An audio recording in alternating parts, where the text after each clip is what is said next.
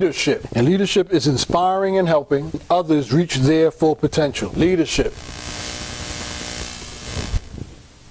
Leadership. Leadership.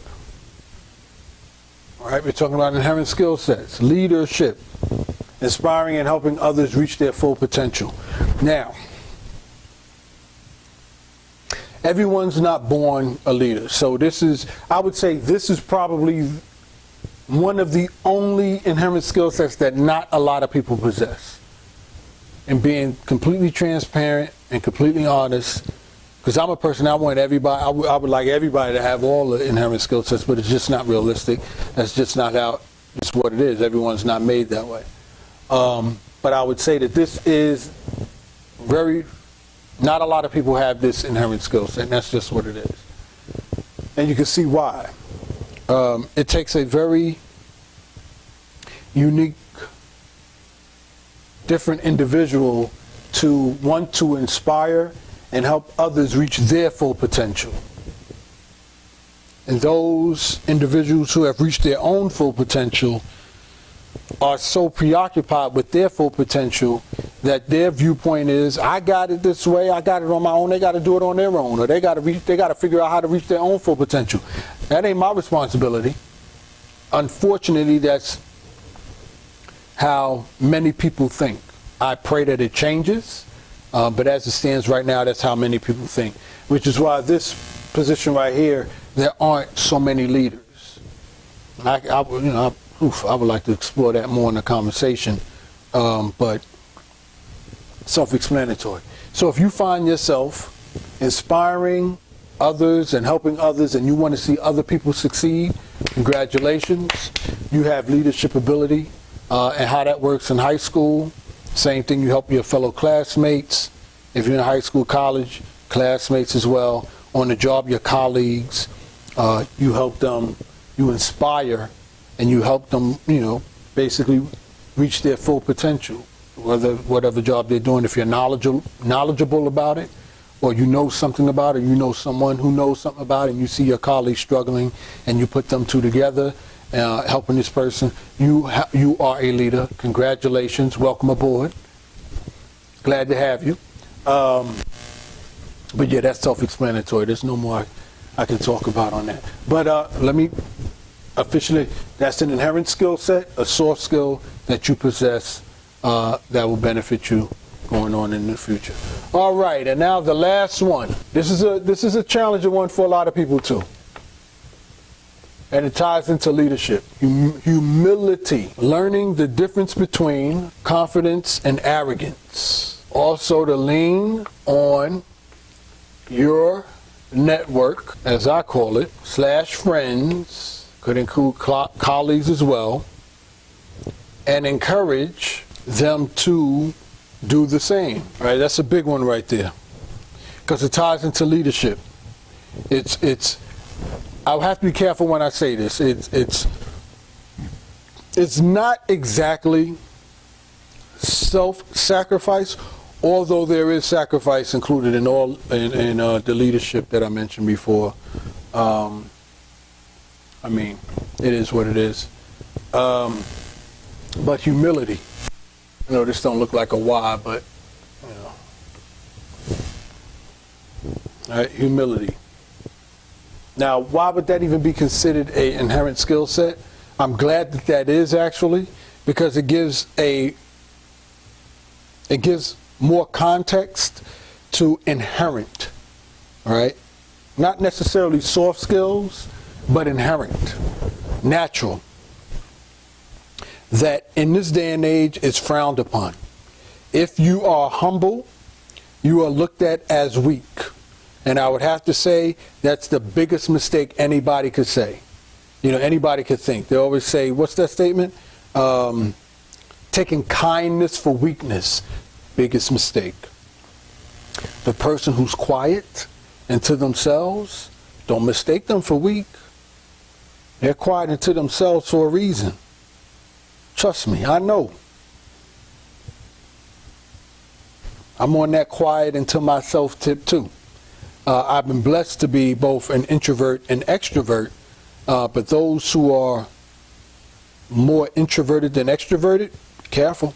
But anyway, let me move on. So it's unfortunate that society looks at humility as weakness, and there are a lot of people who are humble, but because they're afraid and they fear being looked at as weak, which is understandable. You don't want to be a target of anything, right? You don't want to be marked. They pretend not to be. So one of the key things I want to bring up here is, I'm going to underline this twice, right? And I'm going to circle confidence, and I'm going to circle arrogance. The difference between confidence and arrogance, what I just mentioned before, people pretend to be something that they're not. They pretend that they're not humble. Kind of lends itself to this right here, arrogance, as opposed to confidence. Some people mistake, it could go all over. Some people mistake confidence for arrogance. You can't mistake arrogance for confidence. There's just certain elements of arrogancy or being arrogant that you won't find in someone who's confident. Okay, so the first key part, learning the difference between the two, right? So you can be humble and confident. You can't be humble and arrogant. It's more if you want more information, want me to elaborate more on it, if I don't already, write a note in the comment or send me an email. But humility. Humility is definitely, and I'm going to say this, humility is definitely an intangible trait. Because this is something that I can't really breeze through. I have to be, I can just give an outline or summary about it, but even the outline and summary will be somewhat lengthy. Because it's very delicate, it's very intricate, and to some extent difficult to articulate. It's hard to articulate humility. And the reason why it's hard to articulate humility, for a variety of reasons, but in particular, how someone can be humble and confident, but not humble and arrogant. Okay, so humility is definitely intangible. It's definitely an intangible trait. Definitely intangible. Obviously, difficult to quantify. So if someone has this trait, how would they know? Let me do it that way. If someone has this trait, how would they know? Well, yes, all right, to further explain it, just go down here. If you have, as an individual, what's the word I'm looking for? The confidence, if you have the confidence, lean on your network. Or now I want to be careful when I say that. Everybody that smile in your face or claim they're your friend is not your friend. It's very important that you pick your friends carefully. You can't pick your family. You ain't got to be around them, though, but they're your family no matter what. Nothing can change that. But you can pick your friends. And you don't have to be around your friends. You don't have to be around your family either, but they're your blood, they're your family. It is what it is. Friends, you don't. And there's a specific reason why I didn't put family in here, but family, it can be included, but it's a different category regarding family, okay? But the way you can define humility, if you're humble, and some of you already know you're humble, and some of you know you're humble and you live that, you own it. Some of you know you're humble, but because of your circumstances, your environment, what have you, you pretend to be arrogant because survival, reputation, all that stuff, right? But I just feel when people don't associate humility to an inherent skill set, and I want to circle that as well. Oh, we're getting a lot of circles in this last one. This is the last one. A lot of people don't associate humility with a skill set, and humility is a skill set. I definitely agree with that. It does. Humility helps with leadership, right? It also helps with conflict resolution. In order for you to be able to solve a conflict, right, directly but also delicately, you have to be humble to do that, right? Because if someone has a conflict and they have a conflict with you and they're coming at you, you have to have that component about yourself that's humble to be able to allow that person to vent. Now, I'm not saying let the person come up to you and punch you in your face and knock you out, and I'm not saying all that. But what I am saying, verbal attack and stuff like that, that's no physical threat to you, you have to have an element of humbleness to be able to see through that and really hear what the person is saying, or actually identify the pain that they may be going through, or pain that they may have suffered at the hands of somebody else. It could be childhood trauma that they carried with them over years or what have you, who knows. But you have to have that element of humbleness to be able to conflict resolution, be able to even do conflict resolution. So if you could do conflict resolution, you just found something out. You have 2 inherent skill sets that could profit you, that could definitely profit you in the future. But we're focusing on humility. And humility is an inherent skill set, a soft skill, right? And you can be humble, humility, humble, same thing, and be confident. In fact, it's the humbleness that's the foundation of your confidence. Because in order to be humble, in order to be able to live that and own that, you have to have a certain level of assurance, right? A certain level of confidence, knowing, like, yeah, I can own it. I'm not like a man who's confident in his manhood. He ain't got to worry about it. He can pretend to be like, girl, whatever the case may be, right? But he's confident knowing he's a man. Now, I'm not saying a lot of men, do that, whatever, for the sake of discussion, whatever, trying to get a point across. He could do that for that and be confident. He ain't got to put on no airs. He ain't got to pretend that, I'm getting too deep in it. But humility is the foundation of confidence. You can't be confident and not be humble. It's like, I'll give another example. There's this saying, it's a Chinese saying. It's from the Middle East saying, where it says, Bruce Lee, it's a famous quote by Bruce Lee, I believe, that said, you learn karate, or the art of karate, not to fight, but to not have to fight. And it's in that movie Karate Kid, right? If you've seen the Karate Kid, I saw both versions. The old one with Ralph Macchio and the new one with Will Smith's son. But you learn karate not to fight. You learn karate so you don't have to fight.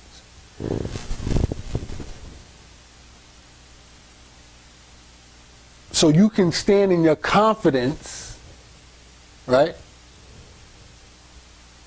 Because you're humble. You can afford to be humble.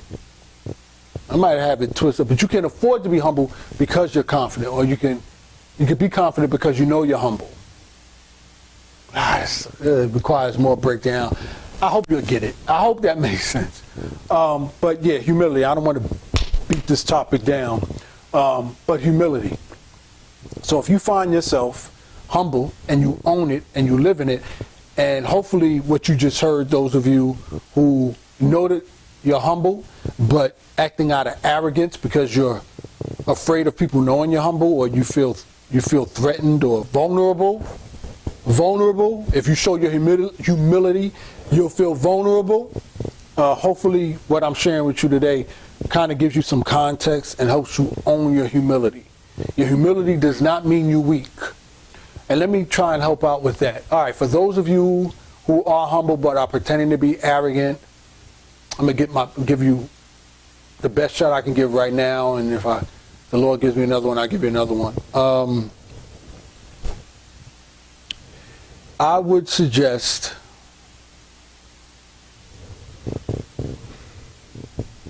for men. Not so much for, that's going to be another topic in itself in regards to relationships. I'll try and touch on that real quick as well. But for men, if you're humble, humble is not weak. Actually, humble lines more up with confidence.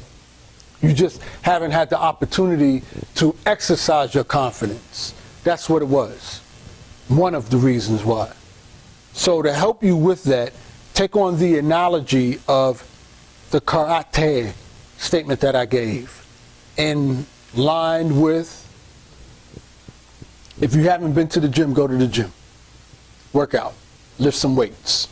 I got to do that myself. I got to get back on my work plan. But anyway, go to the gym, lift some weights.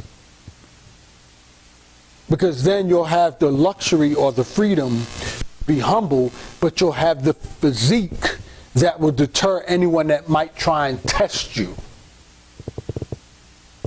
who might think you're weak, so you're a pushover. So you can't afford to be humble, because then that's just going to encourage that bully or insecure, because that person who's bullying you because they think you're weak is insecure as a punk themselves, just so you know, in case you didn't know that. That's a little psychology behind it. They're a punk themselves, because if they weren't, why would they pick on somebody they feel they can beat? A man, somebody who's confident in what they do, don't pick on weak people. They pick on strong people, right? And if they're strong themselves, there would be no need to pick on strong people, because it'd be a waste of time anyway. They'd be too busy being about their business than wasting their time trying to pick on anybody. They'll be more in the situation than trying to defend those who are being picked on. It's deep. It's deep. I know it's deep.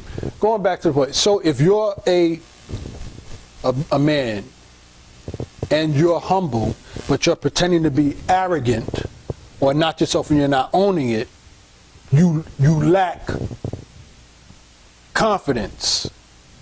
Oh, that's another way of putting it. Oof. You just lack confidence. You're humble, but you lack confidence. And the reason why you lack confidence is because you're not owning your humility. And it's your humility that's the strength, most strength of it all. Because what will happen is, just say, for example, you don't work out, you express your humility, you own your humility, and somebody attacks you or beats you up, whatever the case would be, you'll be surprised. You'll come back from that. God forbid there's no bullets involved.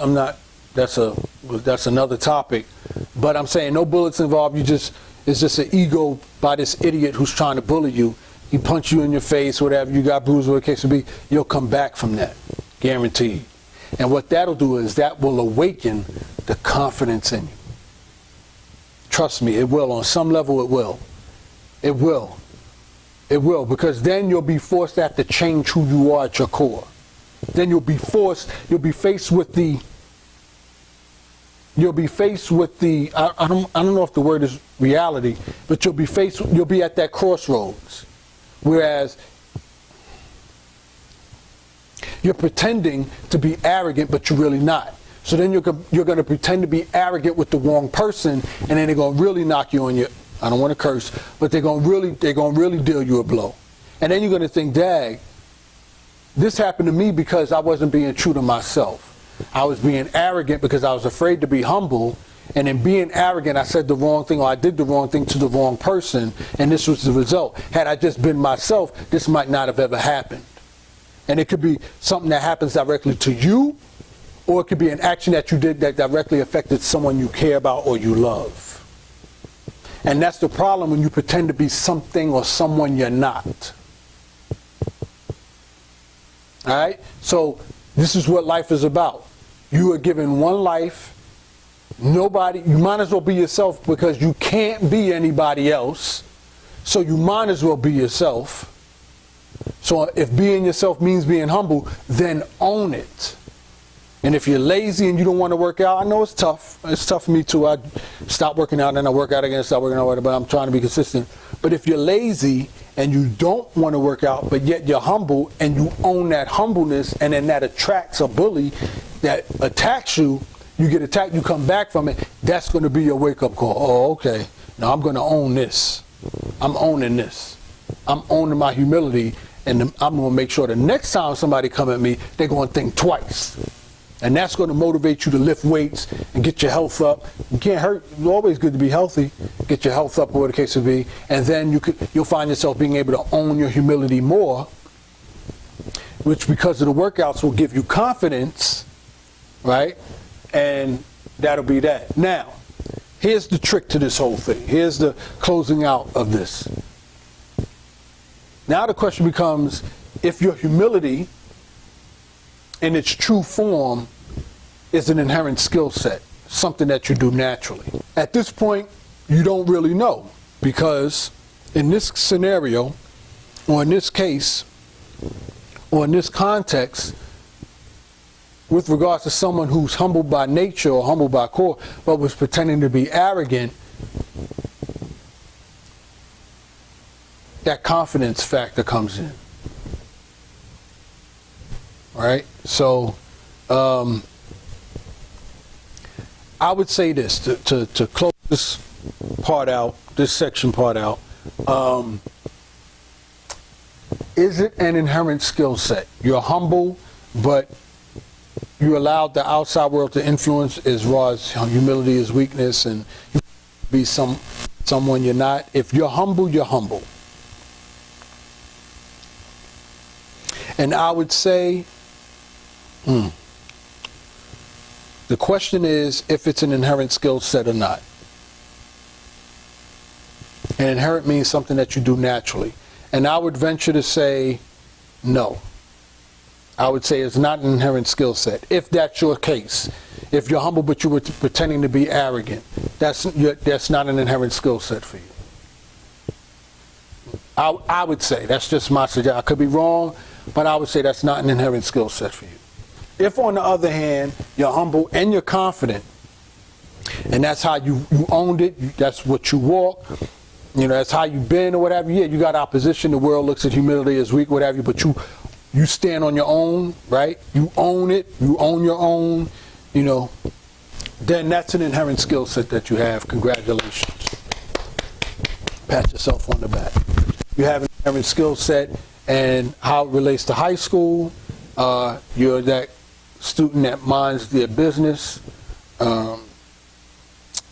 You do your work, you do what you're supposed to do. You lean on your fellow classmates, network friends, and you encourage them to do the same with you, that they can lean on you. Right? And that's high school, that's college, classmates as well. That even applies to a job, that applies to a career as well. They're your colleagues as opposed to classmates. And in entrepreneurship, yes, it applies to entrepreneurship too, because I definitely depend on my staff. Definitely. Actually, the way I run my business and my operations is, it's kind of like Henry Ford, where he said, there was a question posed to him, you don't know this topic, you don't know that topic. He said, why should I? I just pay people who do know it.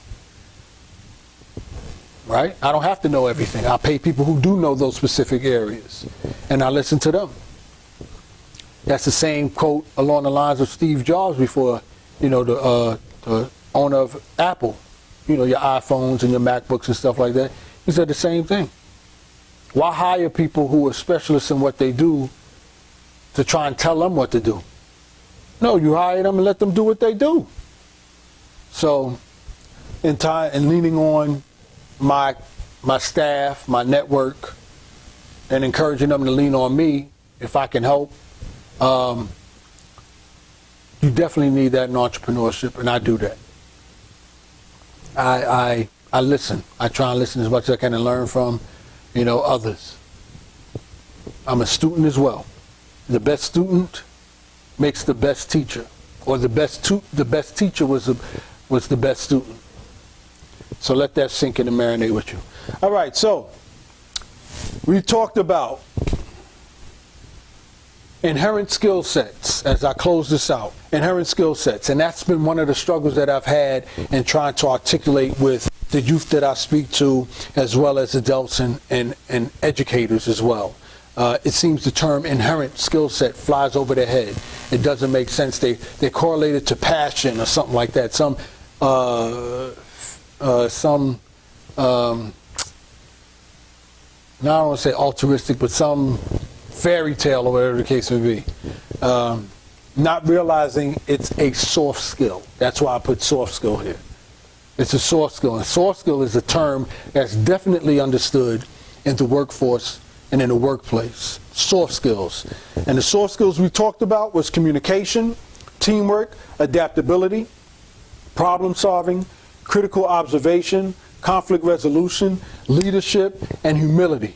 And if you have any of those that I specifically outlined here, a little long, but specifically outlined, congratulations. Congratulations.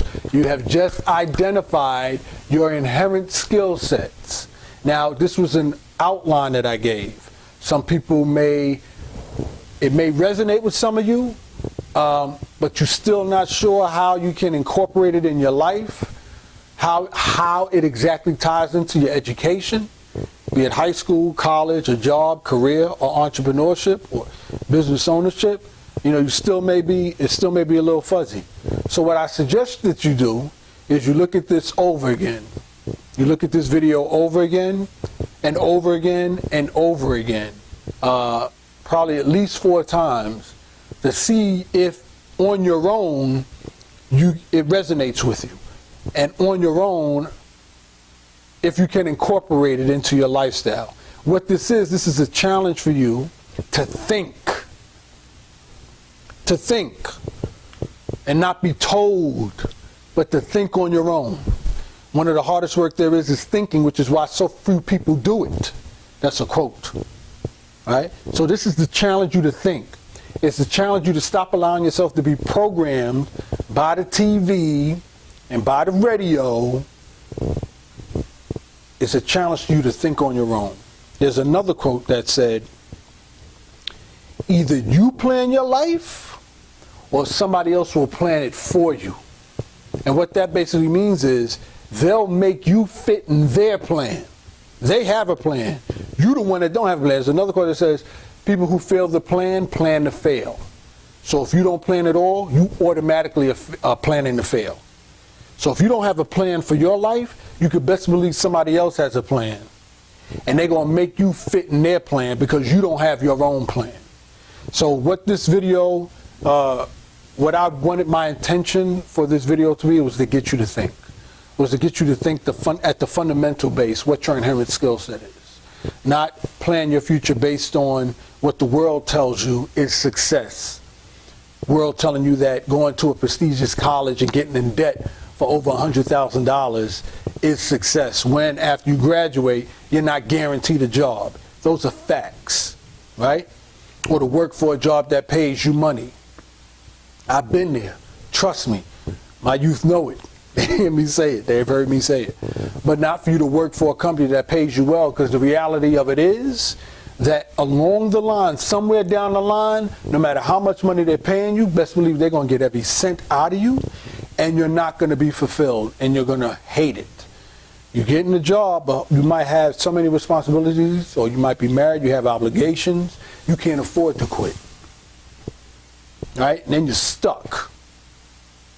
Or you take that leap of faith, you strategize yourself in a way where you work it out in a way that you can make a lateral move. God bless. I root for you. I pray for you and be able to do that. Or circumstances happen where they're happening today where you get let go and you have no other choice. Right? Take that as an opportunity. I know people say that all the time. Oh, how could, when God closes one door, he opens another. That's true. Whether you believe it or not, it's true. But you have to believe it. That's on you. But I'm just putting in terms of, you get fired from a job. That's an opportunity for you. Right? But if you haven't put a plan in place, right? You have no plan in place and you get fired. Now you're on a timeline. Right? Now you're caught. Right? So you have to find some other means to pay off your responsibilities. Right? So that you don't have time to put a business plan together or a plan together. Or maybe you do. Actually, it's not too bad. I'll give you some advice in that area. You can plan. So you say, okay, I've been fired from my job, so in 5 years, this year I'm going to dedicate to getting a job. And then I'm going to get on that job. This is part of my other workshops. I don't want to give too much away. but I'm going to work on this job for this time frame in order to build enough, whatever, network, whatever the case may be, right? And then, aim for that job, and then aim for that career. So that's somewhat reasonable within a 5-year time frame.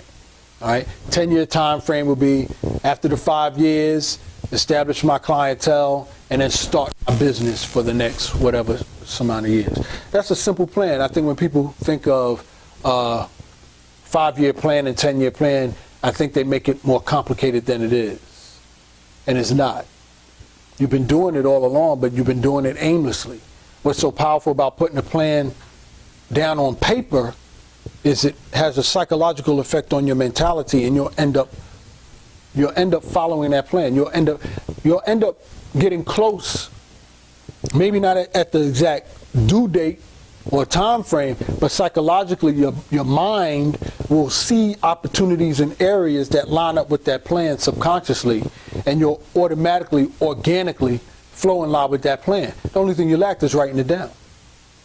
I think they said the difference between a dream and a goal is writing it down.